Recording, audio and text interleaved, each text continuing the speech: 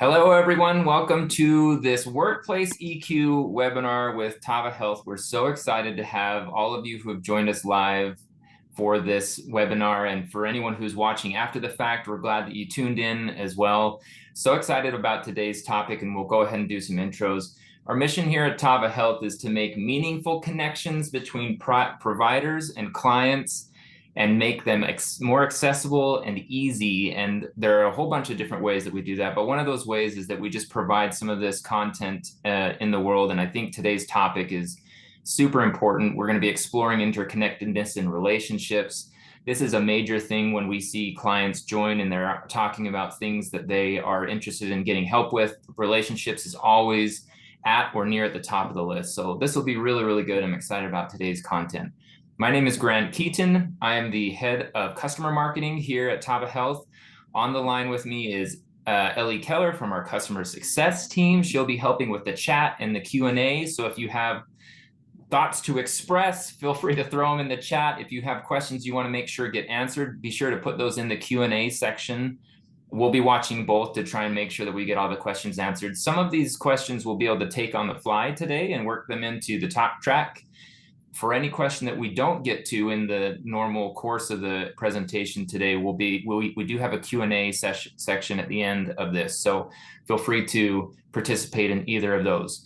Presenting today is Alicia Trout, who is clinical director here at Tava Health.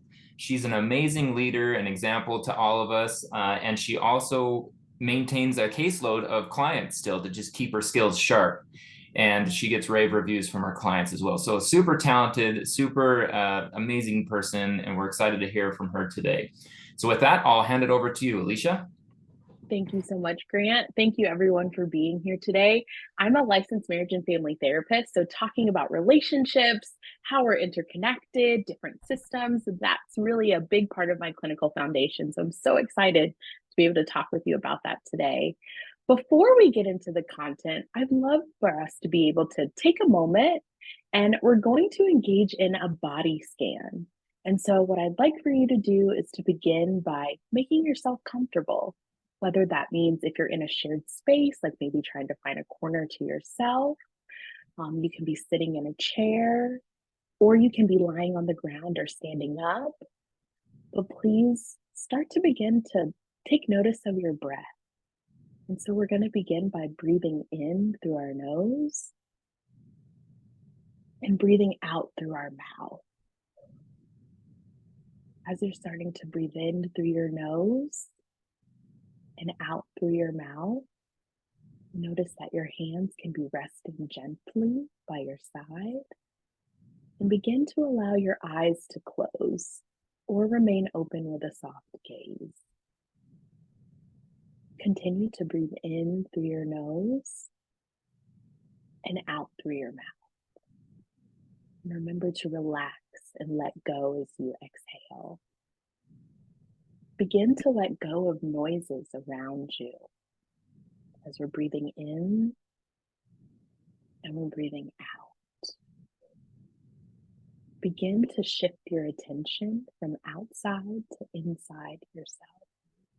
If you notice that you're distracted by sounds in the room, simply notice this and bring your focus back to your breathing as we're breathing in and we're breathing out. Now slowly begin to bring your attention down to your feet. Begin observing sensations in your feet. You might begin to wiggle your toes a little, feeling them against your socks or your shoes, and just notice without judgment. You might imagine sending your breath down to your feet as you breathe in, and then as you exhale out, pushing that breath down to your feet. When you're ready, allow your feet to dissolve into your mind. And then notice as we start to move up into our ankles, our calves, our knees, and our thighs. As we're breathing in and we're breathing out. Observe the sensations you're experiencing throughout your legs. If your mind begins to wander, gently notice this without judgment and bring your mind back to noticing the sensations in your legs. Observe how all the sensations rise and fall, shift and change from moment to moment. Notice how no sensation is permanent. Just observe and allow the sensations to be in the moment, just as they are. Breathing in and breathing out. On our next breath, allow the legs to dissolve into our mind and move our sensations to our lower back and pelvis, softening and releasing as you breathe in and breathe out. Slowly move your attention up your mid and upper back. Become curious about the sensations here. You may become aware of sensations in your muscles, your temperature, or points of contact with furniture, or the floor. With each out breath, you may let go of tension you are carrying. And then very gently shift your focus to your stomach and all the internal organs here. Perhaps you notice the feeling of clothing, the process of digestion, or the belly rising or falling with each breath. If you notice opinions arising about these areas, gently let these go and return to noticing sensations while breathing in and breathing out. Bring your awareness to your chest and heart region, and then just notice your heartbeat. Observe how your chest rises during the inhale and how the chest falls during the exhale. Let go of any judgments that may arise. On our next out breath, shift the focus to our hands and fingertips. See if we can channel our breathing into and out of this area, as if you're breathing into and out from your hands. If your mind wanders, gently bring it back to the sensations in your hands. And then on the next out breath, shift the focus and bring your awareness up into your arms. Observe the sensations or lack of sensations that may be occurring there. You might notice some difference between your left arm and your right arm. No need to judge this. As you exhale, you may experience the arm soften and release tension. Continue to breathe and shift focus to your neck, shoulder, and throat region. This is an area where we often have tension. Be with the sensations here. It could be tightness, rigidity, or holding. You may notice the shoulders moving along with the breath. Let go of any thoughts or stories you are telling about this area. As you breathe, you may feel tension rolling off your shoulders. On the next out breath, shift your focus and direct your attention to the scalp, head, and face. Observe all the sensations occurring there. Notice the movement of the air as you breathe into and out of the nostrils. You might notice the softening of any tension you may be holding. And now, let your attention expand out to include the entire body as a whole. Bring into your awareness the top of your head down to the bottom of your toes. Feel the gentle rhythm of the breath as it moves through the body. As you come to the end of this practice, take a full, deep breath. taking in all of the energy of this practice. Exhale fully.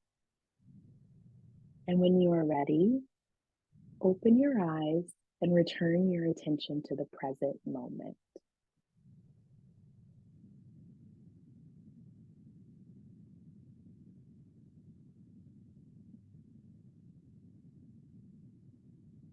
Thank you, everyone, for joining us in that practice to get started.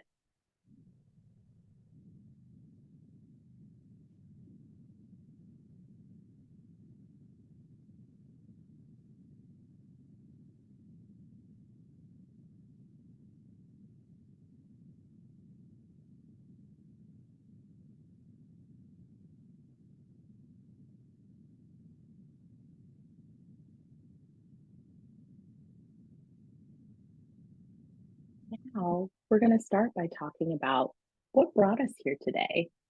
The phrase, I am because you are. I am because you are is based on a phrase actually in the African culture. It's a part of an African philosophy entitled Ubuntu. And it's the philosophy of really this idea of collectivism and this idea that we cannot exist in isolation. We really have this intrinsic need, and we really thrive as humans and as individuals when we're a part of a community, when we're able to connect and to be able to care about someone else and to feel that caring for ourselves as well. And so, what we'll really be talking about today is this idea of having this need for connectedness as individuals, and then being able to balance our own individual drives, our own individual goals, while still being able to sustain interconnectedness with others. And so, taking a look at our goals for our time here today is exploring interconnectedness. What does that look like? How can we cultivate and sustain this? And then we'll also talk about the power of empathy and being able to have interconnectedness in our relationships. We'll then talk about conflict. How can we navigate conflict when we're supposed to be in relation with other people? Because as we know, conflict is something that is naturally occurring. And then, of course, we'll leave space at the end and throughout for questions and answers. So something that we will be engaging in today is a poll. And so we'll have different polls throughout our presentation. This is an opportunity for you to be able to connect, for you to be able to engage without necessarily having to come off mic and talk. Please feel free to answer these poll questions in the chat, and then you can also utilize the information on the screen to be able to text in to answer some of the questions. So we'll give you a moment just to be able to connect to the poll.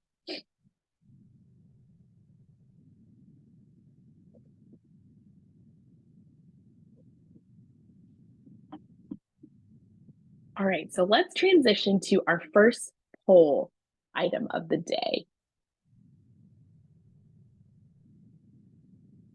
So our prompt is, as we talk about our need for interconnectedness, let's talk about and maybe list what are some of our basic needs that we have as individuals and as humans.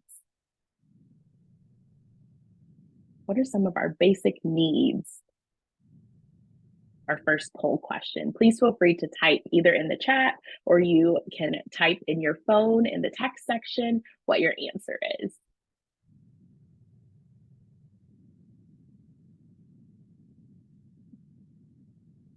I see people starting off in the chat. I see food,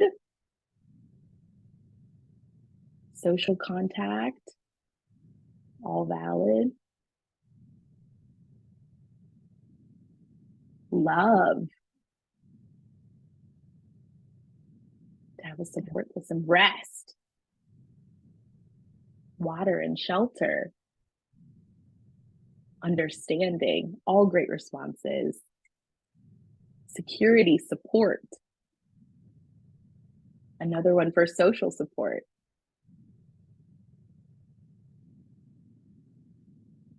feeling loved, ooh, creative outlets, I love that, honesty. These are great basic needs that everyone is identifying that we have as humans. Security. Let's go to the next slide, which ties this together, which I believe all of you touched on the basic needs that we have. So Abraham Maslow in the mid 20th century defined this hierarchy of needs that we have as individuals. It's used very commonly in psychology and even down to business work when trying to explain and understand individuals' drives, their motivation, and simply their behavior. And so, of course, as you can see, it's shaped as a pyramid. And the idea is that we need to be able to meet our more basic needs that are at the bottom of the pyramid to support that foundation for us to explore some of our needs that are higher up in the pyramid. And so, just a basic review. Our physiological needs, what we're referencing here are our most basic needs for survival. So, this can be things like air. I know someone mentioned food, sleep, or rest. These speak to our basic physiological needs that we need to have met to then be able to look at some of the higher things on the pyramid. After physiological needs, we also have safety needs, meaning that we need to seek safety and we need to have a sense of security to feel like we might be able to thrive in life. And so this can speak to our physical stability. I mean, just right down to our health and feeling like we might have a supportive care team, maybe if we have something going on with our physical health, or just feeling physically mobile or able, even. And then this also speaks to financial stability. So feeling confident that we're able to provide for ourselves and if we have loved ones that we're taking care of as well. And so in this tier, we're looking at protection from danger. What type of protective factors can we have to make us feel safe and secure? Then moving up is our social belonging and love needs. As humans, I know sometimes we think that we live in isolation, but we seek connections, we seek relationships, and we need to feel a sense of belonging in order to be able to thrive and to reach that top of the pyramid of self-actualization.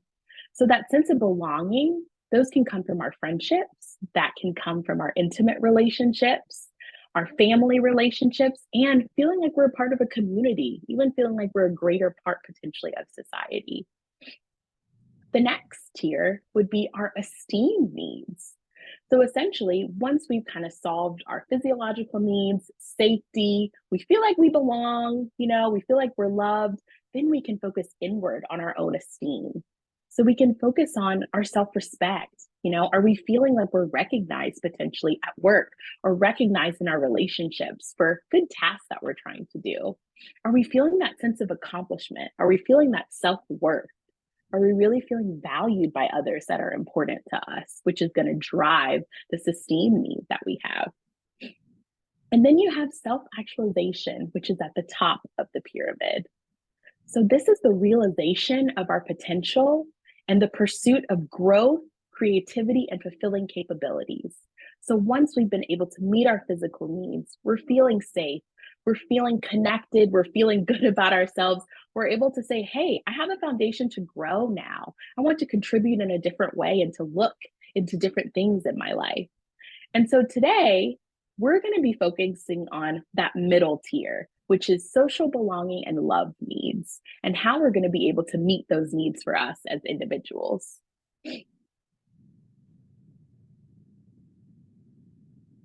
So let's talk about interconnectedness. And what does that mean essentially?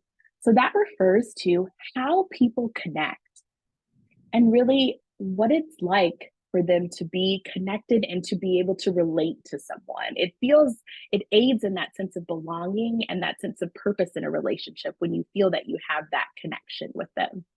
So interconnectedness can be characterized by three different things. These three things kind of make up what interconnectedness can look like. So the first element is interdependence. Interdependence speaks to a mutual dependence between things. In lamest terms, actually, this is pulled from a biological definition. So if we think about basic interdependence and what that might look like, let's think of the relationship between plants and animals.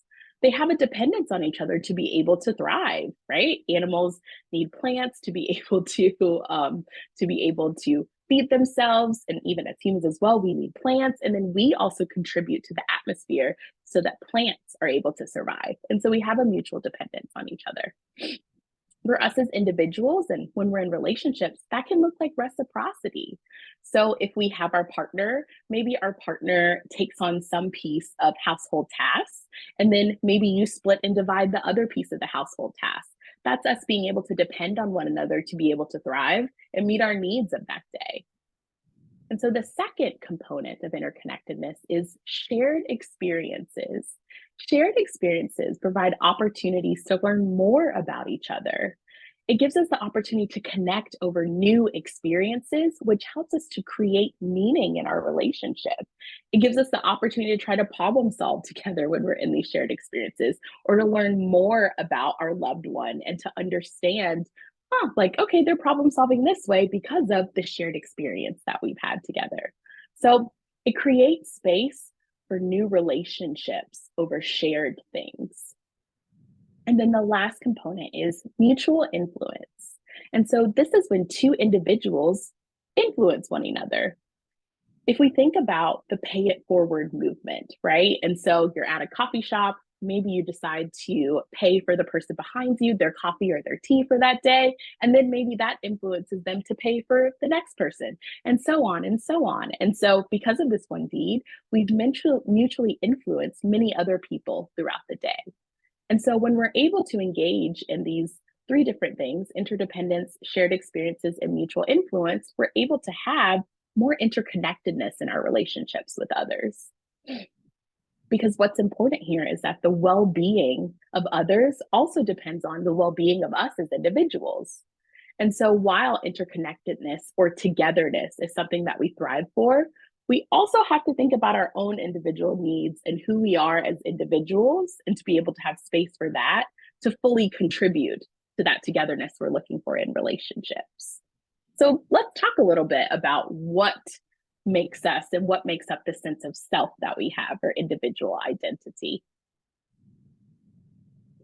So there are a lot of things that make up our sense of self. I mean, we have values and beliefs here, communication styles, but each of these things, and I'm sure that this is not an exhaustive list, and there are a few other things that people can think of as well, create who we are as an individual, which is what we bring to our relationships. We bring all of these elements with someone else's elements as well, and then try to create that shared meaning together and that interconnectedness. So to take a look at what some of these elements look like, the first one, values and beliefs. Our values are shaped by our personal beliefs that we have, our cultural backgrounds. They're shaped by our family of origin. They're shaped by our life experiences. And so when we're able to bring together different value systems and relationships, we can lead to more diverse perspectives and approaches, which can positively influence how we might engage in decision making, because we're allowed and we have space to take on that other perspective as well. Communication styles, which heavily makes up who we are as individuals. This is affected by our own past relationships and our own past experiences, including our upbringing, our different personality traits, and things of that nature. And so our communication styles impact how individuals and how we might express ourselves, how we resolve conflicts, and how we connect with others in a relationship. Personal histories and experiences as well. Our past experience, both positive and negative, contribute to the formation of our individual identity. And so our personal histories really influence how we might navigate our feelings in stressful situations, how we respond to challenges, and how we form attachments in our relationships. So again, our personal histories can really speak to how we might lay the groundwork in trying to form interconnectedness with someone else. Our goals and aspirations. Our individual identities often are encompass our personal goals, our aspirations, and our ambitions. These can influence our decision-making skills within a relationship, as we try to align our objectives with maintaining a sense of personal fulfillment with someone else that we're relating with. Our roles and responsibilities, which are shaped by our location in society, by gender expectations, by really our family of origin and our upbringing. It really plays a big role in forming our individual identity. These factors shape our perceptions then of other people's roles as well. And so, which can also imply what our drives, what our objectives, or what our goals might potentially be in a relationship that we're in. Our personality traits, which also make up our sense of self. We all have unique personality traits. Some of us are introverts, some of us are extroverts. Of course, that's on like such a grand scale. Some of us are more open, some of us are more conscientious of thought, some of us might be more passive, some of us are more direct. There are so many different personality traits, but these really affect how we interact with each other, how we respond to stress, and how we contribute to the overall dynamic of our relationships. Our emotional responses as well make up who we are as individuals. Our experiences that we've had in the past, our family of origin, all kind of shape how we respond when we're in stressful situations and what emotions we might reach for in that moment. And so when we're coming together with someone else or we're relating with family members or friends, something for us to consider is how maybe their background, taking that perspective taking, might be affecting their emotions in that specific situation. And coping mechanisms. Our coping mechanisms are based on our personalities and our past experiences. So you may have someone who likes doing mindfulness activities like we did in the beginning, because maybe that fits with their personality of being maybe more open in communication and how that relates. Or you might have someone who is really energetic, and so they like to use movement, maybe running, exercising, dancing as a means to cope in times of stress. And then we have our cultural background. Our cultural identity plays a significant role in shaping our individual perspectives on our family, our relationships, and our societal expectations. And so being able to understand and respect each other's cultural backgrounds can be essential in building a harmonious and inclusive relationship. And then we have our self-perception and our self-esteem. Our identities are very closely tied to our perception of self and our self esteem. The way that we perceive ourselves can really affect our confidence, it can affect our communication patterns, and our overall well being within a relationship. So, again, just a reminder as we transition into our next session to kind of highlight here that we've talked about interconnectedness and how this sense of togetherness is important when trying to meet our basic needs as humans, but also remembering that that piece of us or ourself, our individual identity goes into how we shape and how we create interconnectedness. Now, in this next section, we're going to talk about empathy. So defining what empathy is, and then we're going to talk about how can we cultivate empathy and really how it's helpful in creating interconnectedness within our relationships.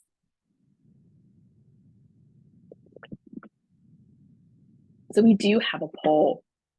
What word or what's something that comes to mind when you think of empathy?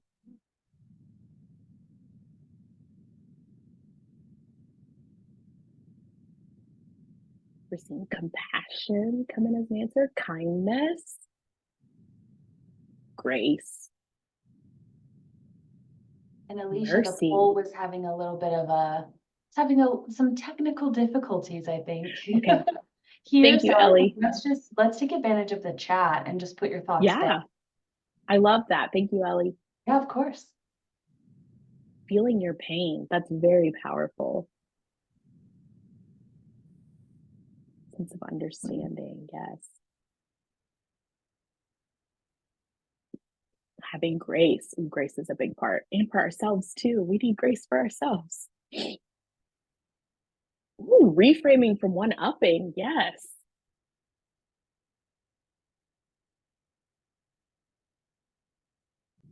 Any other last thoughts?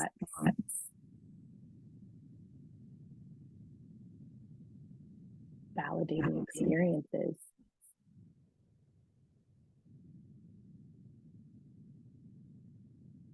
And compassion. These are great answers. So let's move into the definition of empathy, which all of you kind of hit the nail on the head there. So empathy is the ability to understand and share the feelings of other people. And so really it's the capacity to be able to put on someone else's shoes, to take a walk in someone else's shoes. I know that's a phrase that we hear pretty commonly.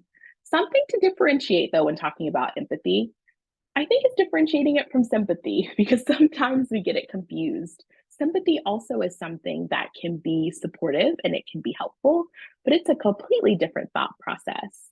So when we're engaging in sympathy or we're trying to convey sympathy, we're more so just acknowledging another person's feelings. What we're not doing, though, is trying to understand or sharing in those feelings with them. Whereas in empathy, again, we're trying to really understand their perspective and to see where those feelings might be coming from so that then we can kind of pull and say, okay, I understand what this feeling is. And so it's kind of an example of, let's say with sympathy, someone spills their drink or their coffee. They're really excited for that morning coffee. I lean on coffee because it's something that I love. So it's always an example that I go to. Sympathy would look like, oh no, like that's so terrible that your coffee fell. And empathy might look like, wow, I'm so sorry that your coffee fell. I know how much this means to you in the morning. I completely understand what that would be like if I lost my morning coffee. Can I help you get another one? Or like, I have some spare tea in my desk. Would you like that? Anything to help you get that caffeine fix. That's how you would differentiate between the two.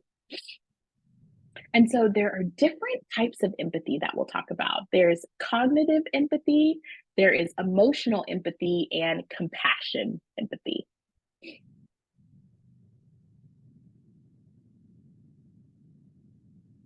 So let's talk about cognitive empathy. So that's kind of a first step that someone might take. In cognitive empathy, we're engaging in perspective taking. So it's that first step of knowing where someone might be coming from when something might be happening. So an example of maybe your partner is stressed every first of the month because bills are coming and you're like, okay, I understand. I can take the perspective why they might be stressed. Money is tight right now. They potentially are waiting to get a raise. And so it's really hard for them to meet their financial needs at this moment. And I understand why it's stressful.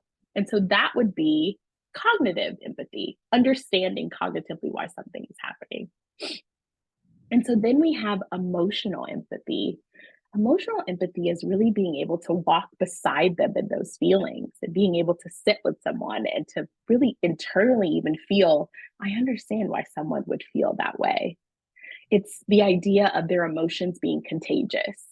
Naturally, I think a lot of us feel emotional empathy when something happens. Something as small as, let's say we were in person and I stubbed my toe. I think we would all kind of wince and say, oh, that has to be painful for Alicia. Okay, like we get where she's coming from. Or tripping, like we kind of feel that secondhand, ooh, I feel so bad that happened.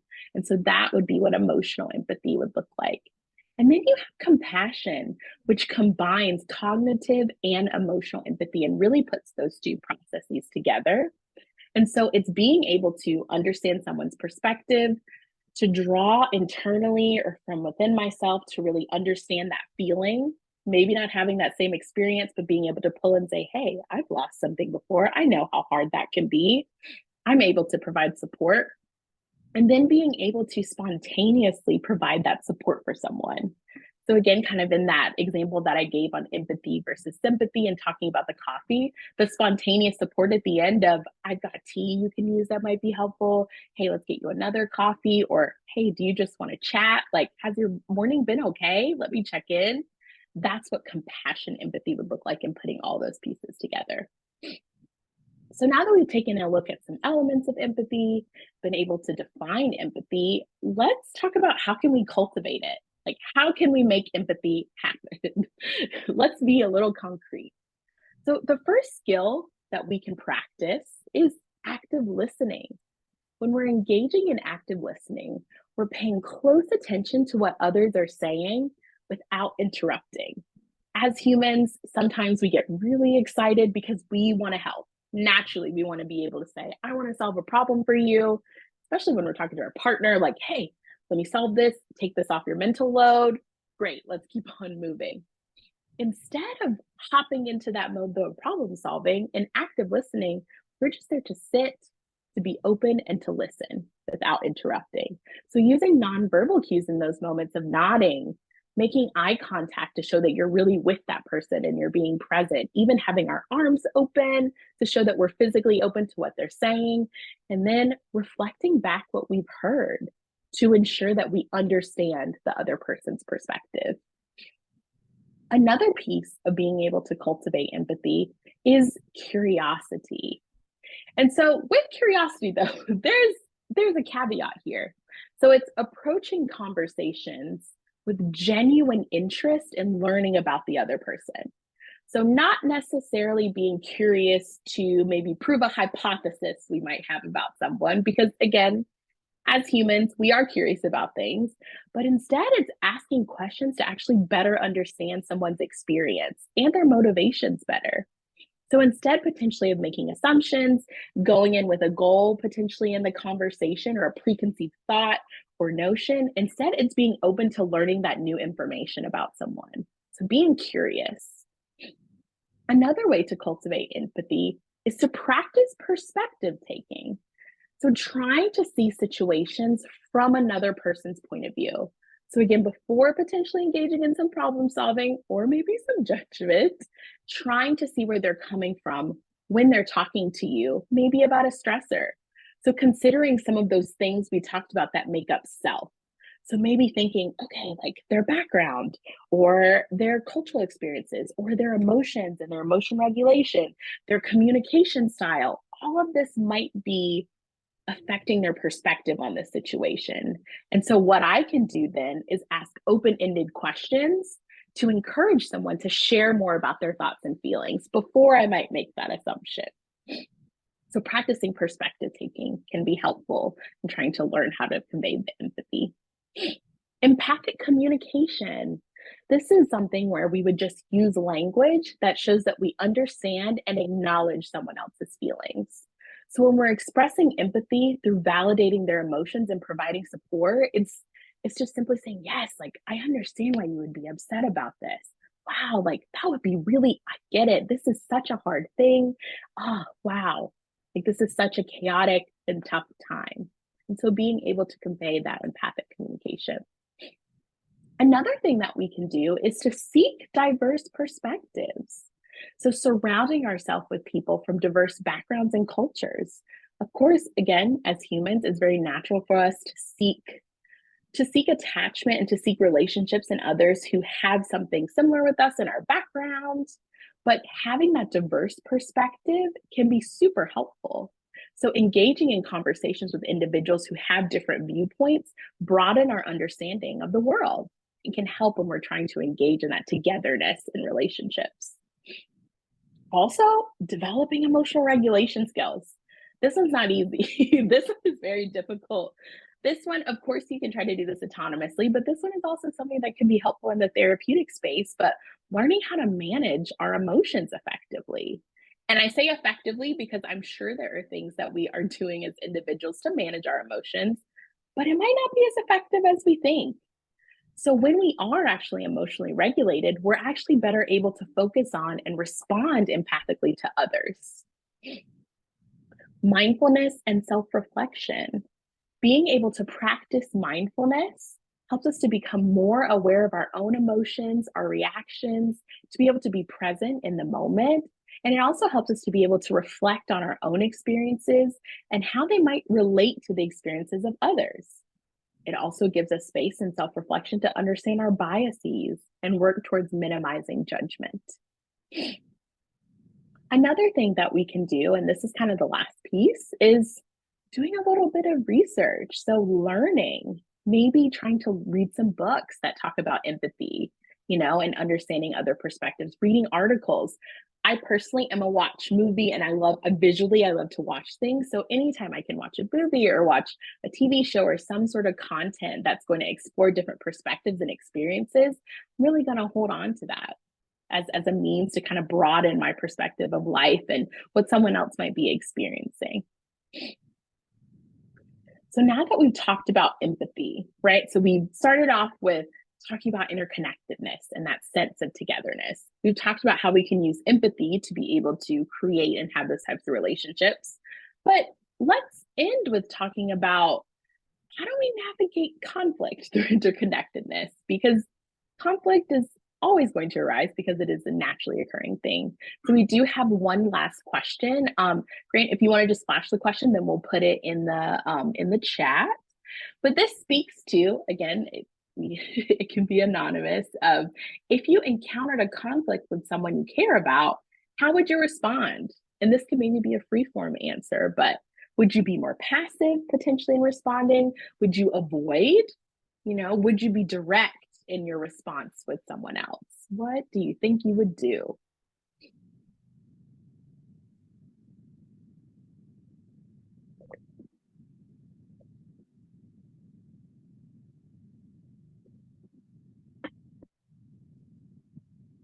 I had quite a few people saying confront them directly. Can I just say that I applaud you and you're my hero, because that is something that's definitely nerve-wracking. Quite a few people saying it depends on the situation. That is extremely valid. Great. Okay, depends on the person. I agree with people that are saying depends on the person.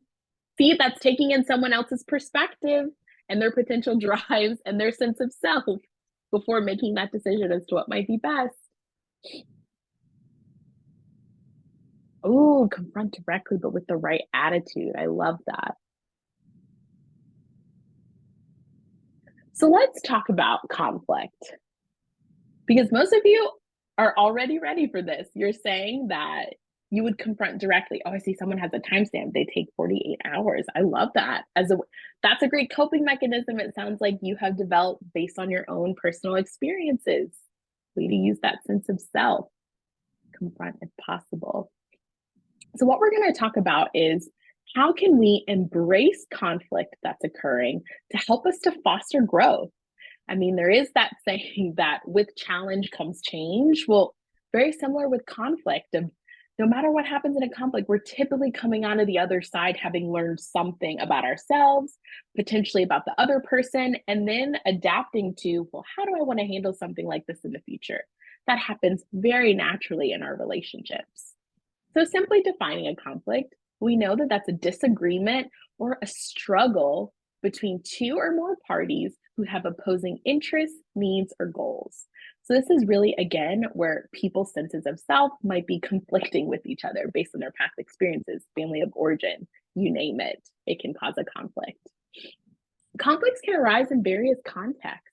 So we can have intrapersonal conflict. So that would mean maybe an internal conflict we're having with ourselves, meaning maybe the old version of us is kind of scared of this new version that we're developing. And so it's remedying that conflict within ourselves to say, hey, it's okay for us to change. Like, old self, come with me. I still need you as that secure base for me. We also have interpersonal conflict that can happen in relationships. So this could be with our romantic partner, this could be a work colleague, this could be a friend, a family member, but we have interpersonal conflicts within our relationships. There can also be conflicts on grander scales. So at organizations, maybe there's a conflict in your workspace between different departments and how to potentially remedy those conflicts. And then we have conflicts within communities as well.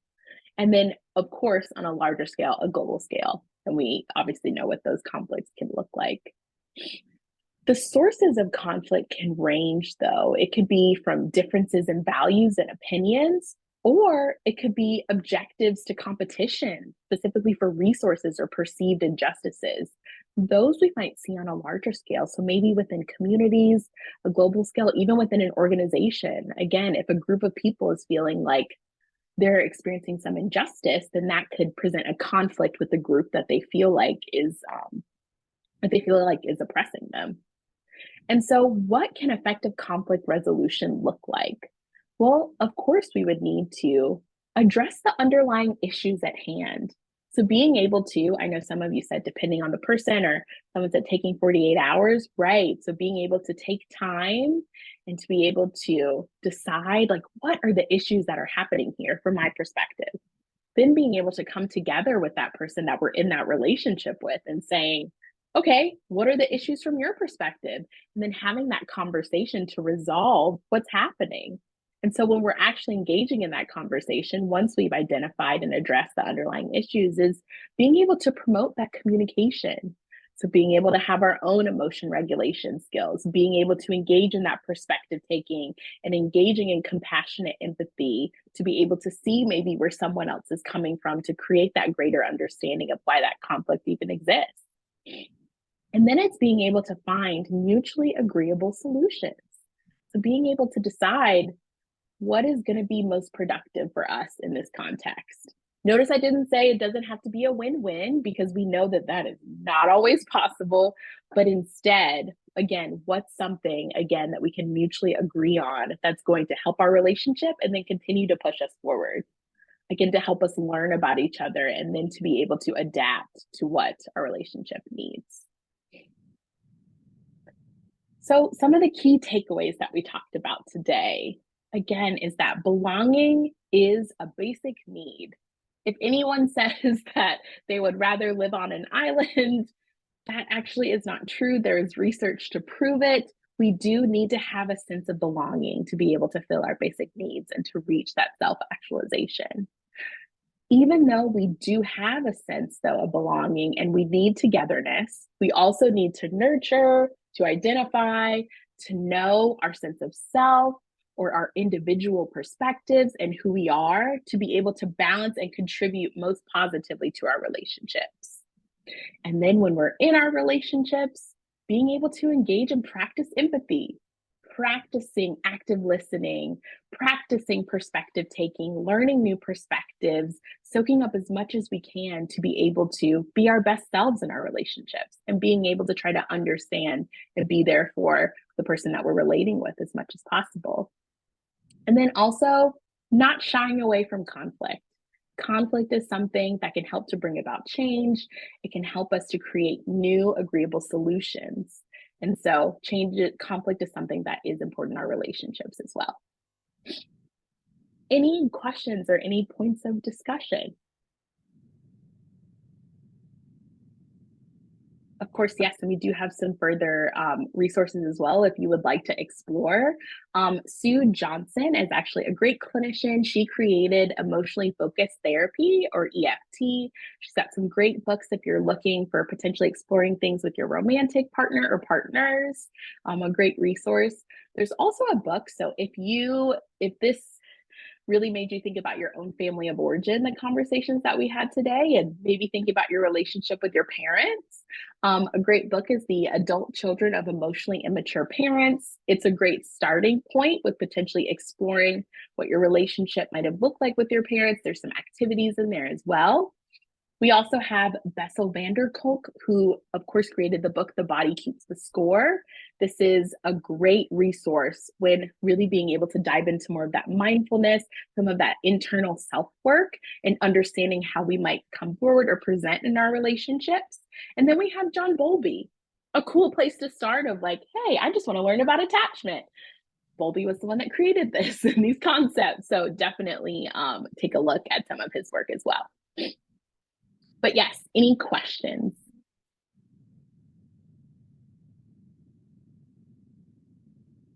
Thank you so much, Alicia. This has been so awesome. We do have a few minutes left, so if anybody out there has questions that they'd like to submit, feel free to go ahead and do that, and we can get those answered.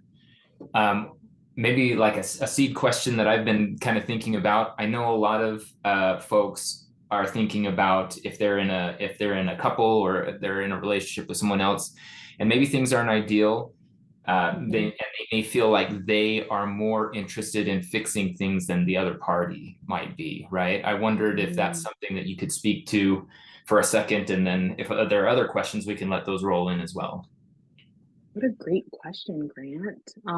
That's pretty common. At least if you're engaging in relational counseling, most of the time there is one person who's there they made the call, they said we should be here. And then you have another partner or partners who think I'm not a customer here. Like I am window shopping because I was told that I had to come window shopping. And so while that might be somewhat initially how you feel when going to the therapeutic process, I think it's reframing yourself and saying, hey, maybe I don't want to work on things in my relationship, but this is a safe space where I can actually explore that and talk that through without feelings of ownership of having to have that conversation with your partner yourself. So it's a space for that individual as well to say, I can be completely honest here, and then figure out where I want my relationship to go after that. So maybe it's the idea is maybe going into it, maybe being a little bit more open-minded might help relieve Yeah. some of the pressure on maybe that party that's less enthusiastic about things. Would you say that's accurate? Yes, for sure. The therapist is there for you as well, not just that one partner who made the phone call to say, let's come in.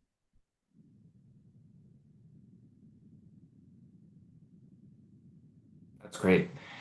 I think maybe another question that I think we've heard often in other settings is uh, some couples. Again, I'm thinking in terms of couples. They vary in maybe the amount of conflict that they express, maybe in private or in public or whatever. So that is to say that some couples, you could say, like, maybe you have some friends that they fight a lot, or we fight a lot relative to maybe some of our friends.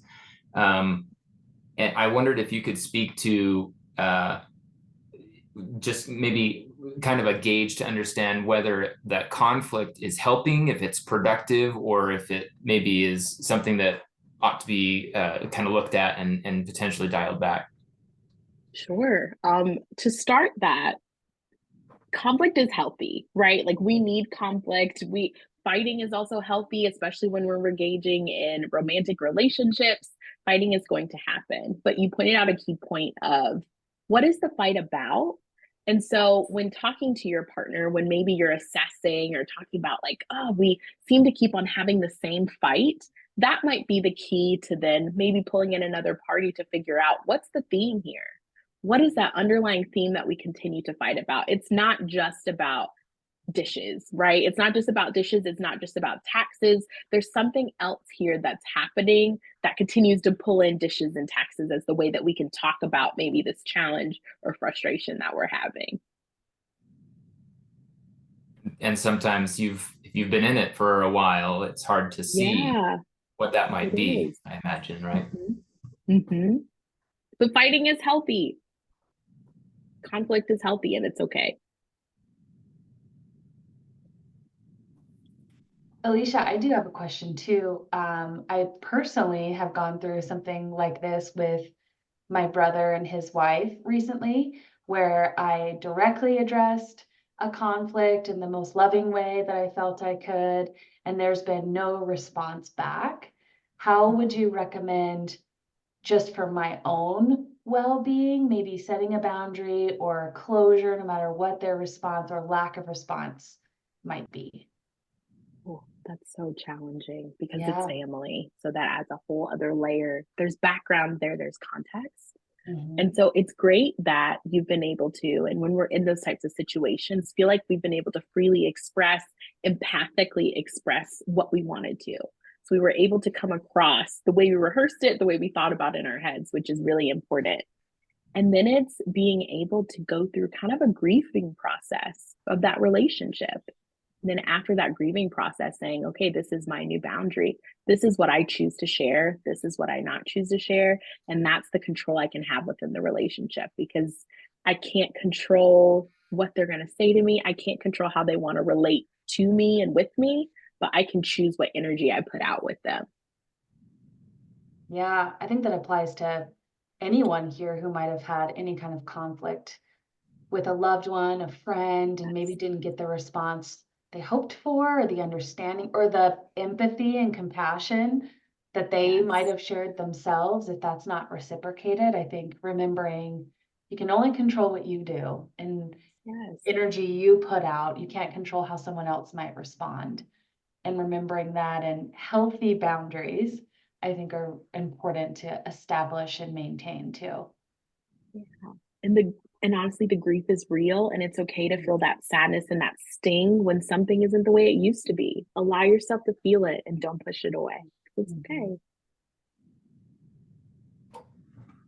Well, this has been awesome. Thank you so much, Alicia. Such good content that you were able to share with us today. Such good input from everyone who is attending with us live. Thank you so much for joining Yes. and for providing your thoughts, and in some cases putting yourself out there, talking about how you resolve Yeah. conflict and things. It's so important. It's a, like you mentioned, Alicia, it's such an important need for us to be interconnected with everyone around us. And like all good things, it requires work, right? And there's Yes. some effort that needs to be put in there. And a lot of it we can do on our own. A lot of it is super helpful to engage another party, and particularly one who's trained to help resolve and kind of see through things and help you kind of sort through the boxes, so to speak. And so again, Tava Health is a company that is trying to make mental health care more accessible for everyone. So if you're interested in learning more about that, you can hit us up on our website, tavahealth.com, and find out how you can interact with brilliant people like Alicia to help your best self. And we're excited to interact and see more of you down the line. If you have any other questions that potentially didn't get answered to us, you can get on our website and submit a chat or send us an email at our support channel. And we'd love to field those questions and help you resolve whatever thing you're hoping to get done in your life. Thanks again for joining, everyone, and we'll see you again soon.